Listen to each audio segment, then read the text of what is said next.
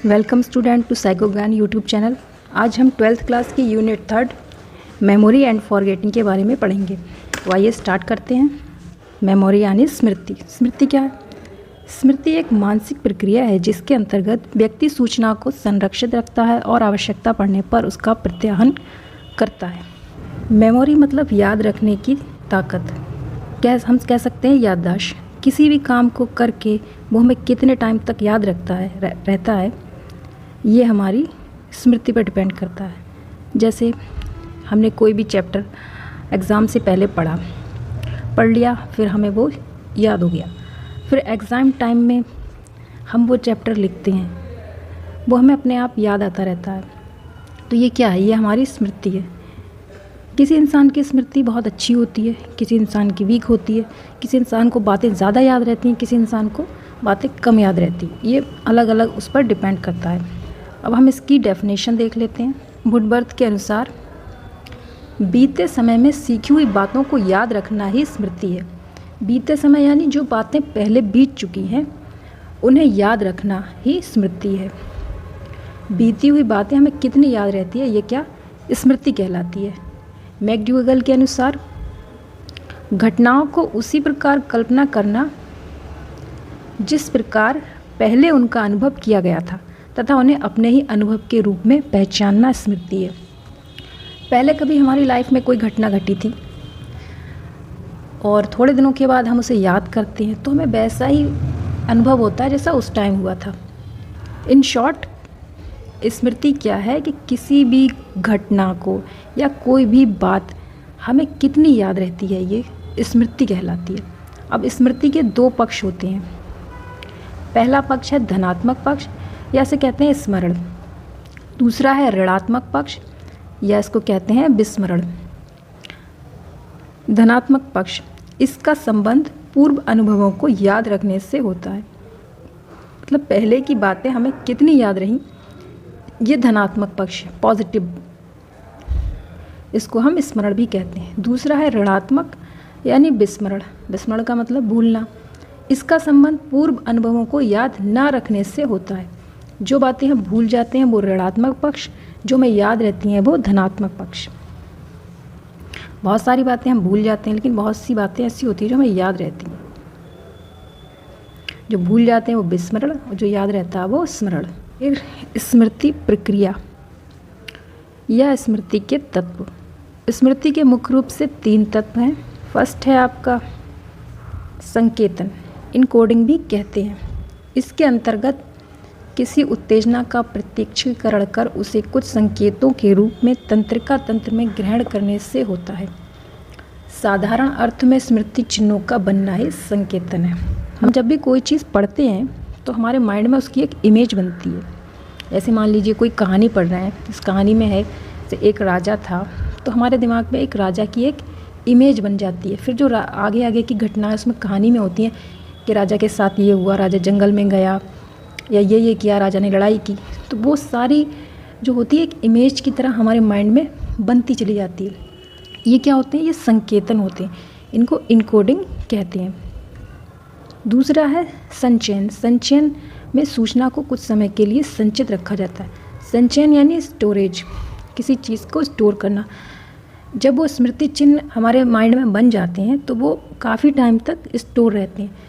तभी तो कहते हैं अगर हम किसी स्टोरी को पढ़ते हैं, उसके बारे में सोचते हैं तो वो हमें ज़्यादा टाइम तक याद रहती है। क्यों? क्योंकि हमारे माइंड में संकेतन बन चुके होते हैं। फिर इसका तीसरा तत्व है पुनः प्राप्ति।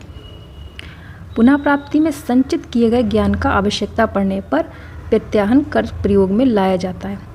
जो भी बातें हमारी मेमोरी में, हमारे स्टोरेज में सेव हो गई हैं, जब हमें ज़रूरत पड़ती है तो हम उसको याद कर लेते हैं। पुनः प्राप्ति यानी उसको दोबारा प्राप्त कर लेते हैं। मतलब हमने कोई कहानी पढ़ी, उसका हमारे माइंड में संकेतन बन गए। संकेतन बनने के बाद क्या हो, वो हमारे माइंड में स्टोर हो गई, संग्रह हो गया उसका। उसके बाद जब हमने एग्ज़ाम टाइम में हम बैठे तो हम उसको याद करते हैं। थोड़ी देर सोचने के बाद ही हमें वो सब कुछ याद आ जाता है। इसको कहते हैं प्रत्याहन, यानी उसको याद करना, रिकॉल करना। उसके बाद है स्मृति के प्रकार। स्मृति मुख्य रूप से 3 प्रकार की होती है। फर्स्ट है आपकी संवेदी स्मृति यानी सेंसरी मेमोरी। इस स्मृति के अंतर्गत हम सूचनाओं को बहुत कम समय तक 1 या 2 सेकंड तक ही याद कर सकते हैं। एक मुश्किल से 1 या 2 सेकंड तक। ये भी 2 प्रकार की होती है। फर्स्ट है प्रतिमा संबंधी एंड सेकंड है ध्वनि संबंधी। प्रतिमा संबंधी संवेदी का मतलब हो गया सेंसरी, यानी कि संवेदी जो हमारे अंग है, जैसे कौन कौन से अंग हैं? आँख है, नाक है, कान है और जीवा है और स्किन है। तो प्रतिमा का मतलब देखने संबंधी और ध्वनि का सुनने संबंधी, यानी ध्वनि देखने और सुनने संबंधी। ये 1 या 2 सेकंड तक होते हैं। जैसे हम कहीं जा रहे हैं तो किसी बाइक से या फिर किसी ट्रैफिक से जा रहे हैं तो कोई फोल्डर आया या कोई भी पेड़ आया तो हमने उसको 1 सेकंड देखा, देखने के बाद वो हमारी मेमोरी में आया, फिर वो चला गया। 1-2 सेकंड तक ही वो हमारी स्मृति में रहते हैं। फिर हम भूल जाते हैं कि कहाँ हमने क्या फोल्डर देखा अब, या फिर हमने कोई आवाज़ सुनी, किसी गाड़ी की आवाज़ या फिर कोई और आवाज़, तो वो भी 1 या 2 सेकंड तक हमारी मेमोरी में रहते हैं। उसके बाद हम उससे भूल जाते हैं कि कहाँ हमने क्या आवाज़ सुनी, कहाँ हमने कौन सा फोल्डर देखा, कौन सा चित्र देखा, कहाँ क्या चीज़ देखी। ये सब बहुत कम होती है। सेकंड है आपकी लघु मेमोरी, लघु अवधि मेमोरी या फिर इसको कहते हैं शॉर्ट टाइम मेमोरी। आपको एक मूवी याद होगी गजनी, उसमें आमिर खान जो था वो उसको बातें बस 20 या 30 सेकंड तक याद रहती थी, सारी बातें अपनी लिख लेता था। उस टाइप की मेमोरी। इसमें बातें सिर्फ 20 या 30 सेकंड तक ही याद रहती हैं। इसे प्राथमिक मेमोरी भी कहते हैं। थर्ड है आपकी दीर्घ स्मृति मेमोरी। इसे सेकेंडरी या गौड़ संबंधी मेमोरी भी कहते हैं। इस स्मृति में व्यक्ति सूचनाओं को बहुत लंबे समय तक याद रख सकता है। ये भी 2 प्रकार की होती है। फर्स्ट है आपकी प्रासंगिक स्मृति, दूसरी है अर्थगत। प्रासंगिक मतलब पुरानी घटनाओं का याद आना। इस स्मृति में क्या होती है? जो पुरानी घटनाएं होती हैं, जैसे कोई एक्सीडेंट देखा, किसी की शादी देखी या किसी की डेथ देखी, ये सब क्या है? घटनाएं हैं। पुरानी घटना याद होती, वो कौन सी मेमोरी होती है? प्रासंगिक मेमोरी। दूसरी है अर्थगत स्मृति। अर्थगत में किसी चीज़ का याद रखना, जैसे कोई पढ़ाई से रिलेटेड कोई चीज़, आपकी पढ़ाई होगी, कोई डॉक्यूमेंट्स हो गया, कोई डेट ऑफ बर्थ हो गई या कोई भी इम्पॉर्टेंट डेट हो गई जो हमें याद रहती है, वो कौन सी स्मृति होती है? अर्थगत। प्रासंगिक में आती हैं पुरानी घटनाएं और इसमें आती हैं अर्थगत, यानी पढ़ाई से रिलेटिव स्मृति मापन की विधियाँ। फर्स्ट विधि है पहचान विधि। इस विधि में व्यक्ति द्वारा स्मरण किए गए विषयों में कुछ ऐसे विषयों को भी सम्मिलित कर दिया जाता है जिनसे उनका पूर्व परिचय नहीं होता। इन समस्त विषयों को एक साथ प्रस्तुत करने के उपरांत व्यक्ति को कहा जाता है कि वे उनमें से पूर्व परिचित विषयों को पहचान कर बताएं। परीक्षण के अंतर्गत ये जानने का प्रयास किया जाता है कि व्यक्ति कुल कितने विषयों में सम्मिलित पूर्व परिचित विषयों में से कुल कितने विषयों को ठीक रूप से पहचान लेता है। मतलब कोई इंसान है, उसको कुछ ऐसे बातें बताई गई जो उसको याद हैं। ऐसे कुछ फ़ोटोज़ हैं जो जैसे उसको पता है कब खींचे गए थे, और उसमें कुछ पूर्व परिचित विषय भी मिला दिए जाते हैं। कुछ ऐसी बातें जो उसे पता है, कुछ ऐसी बातें मिला देते हैं जो उसे नहीं पता। जैसे कुछ फ़ोटोज़ जो उसने देखे हैं, उसको पता है इसमें कौन कौन है, तो उसके बीच बीच में कुछ ऐसे फ़ोटोज़ भी मिक्स कर देते हैं जो उसको पता ही नहीं है कब खींचे थे, किसके हैं, क्या है, कुछ नहीं पता होता। ऐसी कुछ जानकारी उसमें बीच में डाल देते हैं। फिर क्या करते हैं? समस्त विषयों को एक साथ प्रस्तुत करते हैं, फिर उन सबको मिक्स करके एक साथ दिखाते हैं और उनमें से पूर्व परिचित विषयों को पहचान कर परीक्षण के अंतर्गत होने वाले प्रयासों का पता लगाते हैं। जैसे मैंने कहा कि कुछ फ़ोटोज़ थे जो उसको पता थे, उस फ़ोटोज़ में कुछ ऐसे फ़ोटोज़ भी मिक्स कर दिए जो उसको नहीं पता थे, फिर सब मिक्स करके उसको दे दिए और कहा गया कि अब इसमें से तुम पहचानो।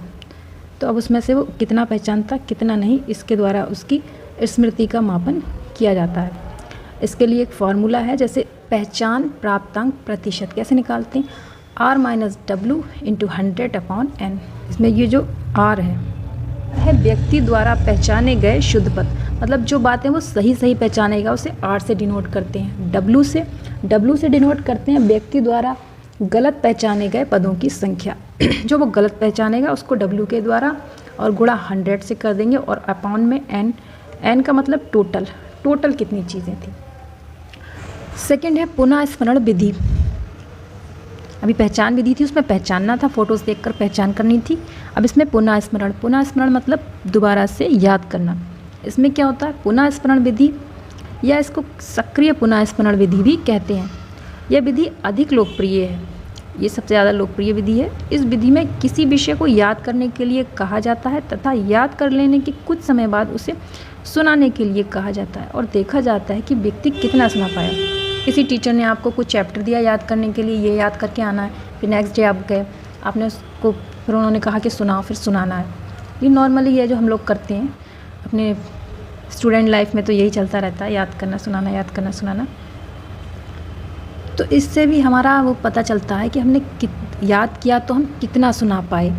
ये भी एक हमारी स्मृति को पहचानने का तरीका है कि हमें कितनी बातें याद, पढ़ी हुई कितनी बातें हमें याद रही या और कितनी बातें हम भूल गए। ऐसा नहीं है कि हमने जो पढ़ा है हम उसको एक एक वर्ड बाय वर्ड सुना दें, कुछ ना कुछ हम बीच में छोड़ ही जाते हैं या फिर हम अपने शब्दों में सुनाते हैं उसको। थर्ड विधि है इसकी पुनर्रचना विधि।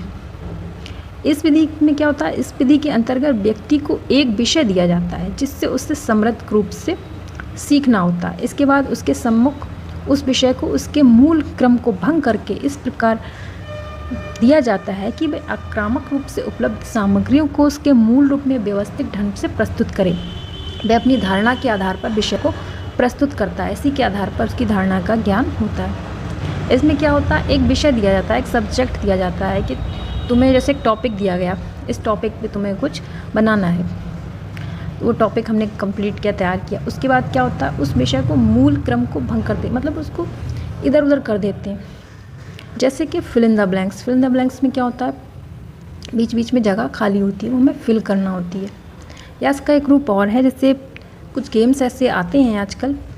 लास्ट है आपकी बचत विधि। इसे पुनः अधिगम विधि भी कहते हैं। पुनः का मतलब दोबारा, अधिगम आप लोग पढ़ ही चुके हैं। अधिगम का मतलब सीखना, विधि भी कहते हैं। इस विधि के अंतर्गत प्रथम चरण में, मतलब इसके 2 चरण होते हैं, दो स्टेप होते हैं। प्रथम चरण में व्यक्ति को चुने गए विषयों को भली भांति स्मरण कराया जाता है तथा विषय को याद रखने में कुल प्रयासों को लिखा जाता है। द्वितीय चरण में भी ऐसा किया जाता है। दोनों चरण में किए गए प्रयासों के अंतर को ज्ञात किया जाता है। मतलब 2 चरण हैं इसमें। कोई सब्जेक्ट दिया गया आपको, कहा इसको याद करो। अब ऐसा तो नहीं एक बार में याद हो जाए। आपने 1 बार पढ़ा, 2 बार पढ़ा, 3 बार पढ़ा, 3 बार पढ़ा, आपको याद हो गया, ठीक है। फिर नेक्स्ट स्टेप में क्या करेंगे, फिर से आपको वही सब्जेक्ट किया, क्या इसको फिर से पढ़ो। फिर क्या करोगे, फिर वो आपको 1 या 2 बार में ही याद हो जाएगा। लेकिन ये प्रोसेस थोड़े दिनों के बाद होती है। जैसे एक चैप्टर दिया आपको, एक क्वेश्चन दिया, मान लीजिए क्वेश्चन आपने याद किया, 1 बार में याद नहीं हुआ, 2 बार में, 3 बार में आपको याद हो गया। फिर थोड़े दिनों के बाद फिर नोट कर लिया कि वो क्वेश्चन आपने 3 बार में याद किया।